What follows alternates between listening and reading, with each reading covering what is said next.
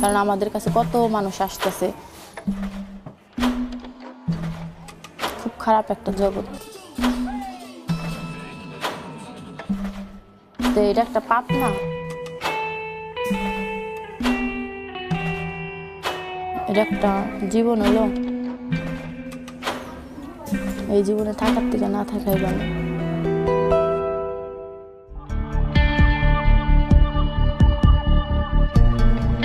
দৌলতদিয়া বাংলাদেশের অন্যতম একটি আলোচিত জায়গা। রাজবাড়ী জেলার গোয়ালন্দ উপজেলায় অবস্থিত এই এলাকাটি অনেকের কাছে পরিচিত এক নীরব বেদনার শহর হিসাবে। শুনছিলাম 30,000 টাকার কথা, মানে ওই টাকা যতদিন না শোধ হবে ততদিন মনে করেন যে আমাকে থাকতে হবে। এটি এশিয়া মহাদেশের অন্যতম বৃহৎ একটি সরকার নিয়ন্ত্রিত যৌন পেশাভিত্তিক এলাকা। ছোটতে শুরু করে বড় বন্ধু সবই আছে, 10 বছরের থেকে শুরু করে 40 বছরের মধ্যে সবই আছে, 50টা থেকে শুরু করে 500, 1000 সবই আছে। এখানে 3000-এরও বেশি নারী কাজ করেন। প্রতিদিন হাজারো মানুষ এখানে আসে, কেউ একাকিত্ব ভুলতে, কেউ অস্থায়ী সম্পর্ক খুঁজতে। ছিল না, তারা কইতো যে মাগি এত হ্যাংলা, বাচ্চা বয়স ছোট দেখা যায়, এই মোটা ওষুধ খা, তাহলে একটু মোটা দেখা গেলে বয়স্ক দেখা যাবে, তাহলে লোকটা তাড়াতাড়ি ঘরে যাবে। সমস্যা কতজন তো চিকন পছন্দ করে না, মনে করে যে বাচ্চা মানুষ খেলা যাবে না, আড্ডি ব্যথা পাবো, মাংস মাংস থাকলে একটু ভালো লাগবে। কিন্তু এই দৃশ্যের আড়ালে থাকে এমন সব গল্প যা শুনলে আপনি থমকে যেতে পারেন। এখানে কাজ করা নারীরা অনেকে এসেছেন পরিবারের দারিদ্র্যের কারণে, কেউ ভালোবাসার ফাঁদে পা দিয়ে, আবার কেউ ভুল প্রতিশ্রুতি এবং জোরপূর্বক এই পথ বেছে নিতে বাধ্য হয়েছেন। এটা মনে করেন যে সাজার জন্য লিপস্টিক আছে, যে বেশি সাজগোজ করলে কাস্টমার বেশি আছে, যেই মেয়েটা সুন্দর লাগতেছে সাজলে। আমার মনে করেন বেশি সাজগোজ আমার পছন্দ হয় না, মনে করেন সামান্য হালকা একটু মনে করেন যে লিপস্টিক, একটু কাজল একটা ফুটা, এই সাধারণভাবে থাকতেই ভালো লাগে। এখানে একজন নারীর বয়স, গায়ের রং, চেহারার আকৃতি এইসবের ভিত্তিতে নির্ধারিত হয় তার মূল্য। তো আপনি কিরকম মেয়ে দেখেন? আপনি কি চান সুন্দর দেখতে মেয়ে, না না মোটা নাকি না, শুকনা? এ জায়গায় মেয়ে ব্যবসা করলে হলো বেশি সুন্দরও দরকার নাই, মোটাও দরকার নাই, যেমন মিডিয়াম সাইজ হইলেই পারি ব্যবসাটা ভালো থাকে। কিছু কালো মেয়ে আছে মুখ গোমরা করে থাকে, চলবে না। যেমন এইসব বয়সের মেয়েরা এগো কাছে, এটা আপনার মেয়ে?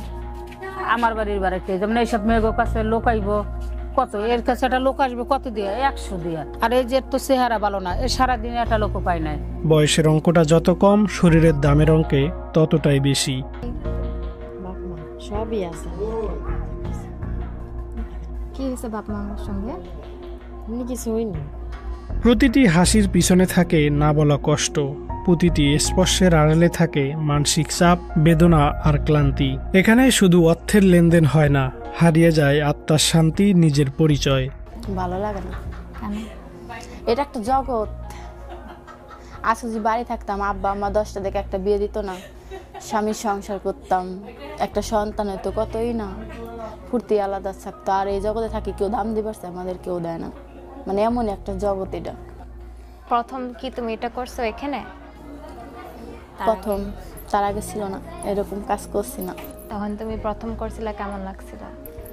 প্রথম খুব খারাপ লাগছে, কষ্ট লাগছে যে কত মানুষ একটা মহিলা মানুষের ইজ্জত দেখে, কারণ আমাদের কাছে কত মানুষ আসতেছে। তো এটা একটা পাপ না? কত খারাপ খারাপ কাজ করতেছি, কত লোকজন আসতেছে আমাদের কাছে। এটা একটা জীবন হলো, এই জীবনে থাকার থেকে না থাকাই ভালো। এইসব নারীদের অনেকেই শিক্ষা বঞ্চিত, কারণেই নিজের একটি ঘর বা নিরাপদ আশ্রয়। তারা যা আয় করেন তার বড় একটা অংশ চলে যায় মধ্যস্থতাকারী নারী লিডারের কাছে। এই নরকের জীবনেও শান্তি খুঁজতে তারা মাঝে মধ্যে আয়োজন করেন তথাকথিত আনন্দ আয়োজন, যেখানে নাচ, গান, খাওয়া দাওয়া আর মেতে ওঠা হয় অস্থায়ী এক বিনোদনে। বাইরে থেকে এসব দেখে যতটা উল্লাস মনে হয়, ভিতরে তা শুধুই ফাঁকা নীরবতা। বাংলাদেশে আনুমানিক 5 লাখেরও বেশি নারী এই পথে রয়েছেন। অনেকে বাধ্য হয়েছেন, অনেকেই সমাজের অবহেলার শিকার। সমাজ তাদের ভিন্ন চোখে দেখে, অথচ তারা আমাদেরই কারো মেয়ে, কারো মা, কারো বোন। প্রতিটি মুখের পিছনে লুকিয়ে থাকে এক একটি অসমাপ্ত গল্প, যার দায় শুধু দালাল কিংবা সিস্টেমের নয়, দায় আমাদের সবার। দৌলত দিয়ে যেন শুধু একটি জায়গা নয়, এটি এক আয়না, যেখানে আমরা নিজেদের মানবিকতা কতটা হারিয়েছি তা একবার হলেও দেখে নিতে পারি।